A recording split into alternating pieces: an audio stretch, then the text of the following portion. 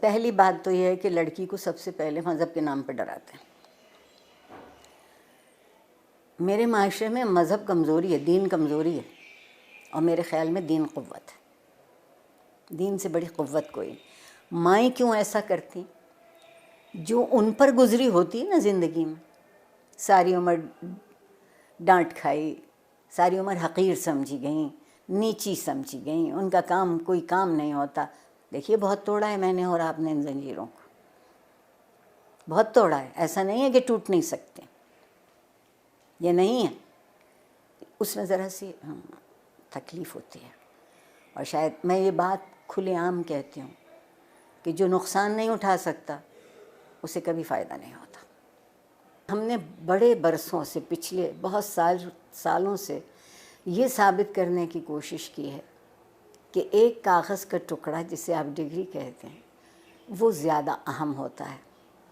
اور اس کے لیے ہم نے نصاب تعلیم کو بھی، آپ دیکھیں نا، اگر مجھے انگریزی کا لفظ بولنے کی اجازت دیں، ملٹیپل چوائسز، کوئز، نہیں، یہ ہم طوطے تو نہیں پڑھاتے نا، ہم حساس ذہین انسانوں کو پڑھاتے ہیں اور ان کے حس اور ان کی ذہن سے کام نہیں لیتے.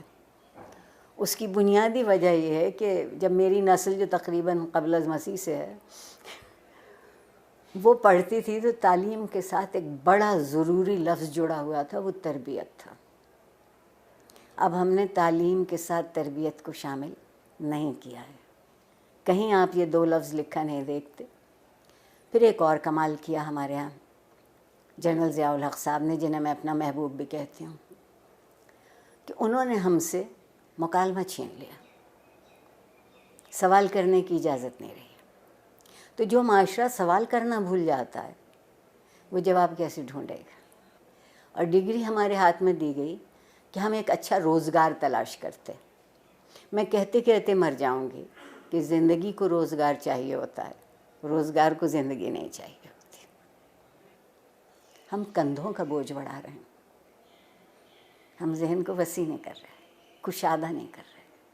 استاد کو اجازت نہیں ہے کہ جو کتاب اس کے ہاتھ میں ہے اس کے علاوہ وہ کچھ کہہ سکے کہ کہیں اور سے پڑھا ہو. ٹھیک. پھر جو آپ کے یہاں مذہب کی دخل در اندازی ہوئی، زندگی کے سارے خواب 70 حوروں سے منسوب ہو گئے، 70 حوروں سے منسوب ہو گئے. آپ کہتی ہیں کہ جستجو کی ضرورت ہے، آپ کے وزیر اعظم کہتے ہیں کہ سکون تو قبر میں ملے گا. تو جو اس سکون کی تلاش میں، وہ جستجو کیوں کرے گا؟ بیٹھے بیٹھے انتظار کرے گا. ہمارے یہاں پیمانے بدلتے ہیں، ہمارے یہاں معیار بدلتے ہیں. اور جس معاشرے میں انصاف نہیں ہوتا وقت کی مصلحت ہوتی ہے، اور جس معاشرے میں ہر کوئی ریاست کا شہری نہیں ہوتا اور اس کے حق برابر نہیں ہوتے کیونکہ اس کا رنگ یا اس کی نسل یا اس کا عقیدہ یا اس کی زبان ہم سے الگ ہے، تو آپ بتائیے وہاں لوگ ڈھنگ کی زندگی کیسے گزاریں گے؟ اور سوشل میڈیا اگر آپ مجھ سے پوچھیں تو بندر کے ہاتھ ادرک آئی ہے. جس کو یہ معلوم نہیں کہ اسی کو کتنا مثبت طریقے سے، اسی سے تربیت ہو سکتی ہے، اسی ٹول کو استعمال کیا جا سکتا ہے، اسی آلے کو ان کی طالب علموں کی بہتری کے لیے. مگر اس کی بجائے آپ وہاں دیکھیے تو کیا ہو رہا ہے. جب میں پل بڑھ رہی تھی اس زمانے میں ڈائری لکھنے کا رواج تھا،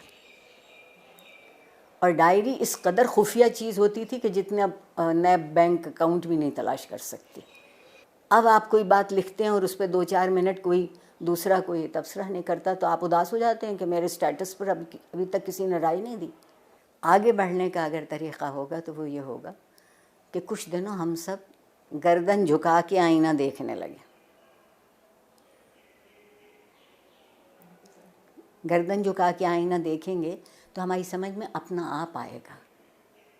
میں اگر اپنے آپ کو پہچان لوں، مجھے معلوم ہو جائے کہ یہ میری مثبت صورتحال ہے، یہ منفی ہے، آئیے مثبت کو بڑھا لیتے ہیں، منفی کو چھوڑ دیتے ہیں.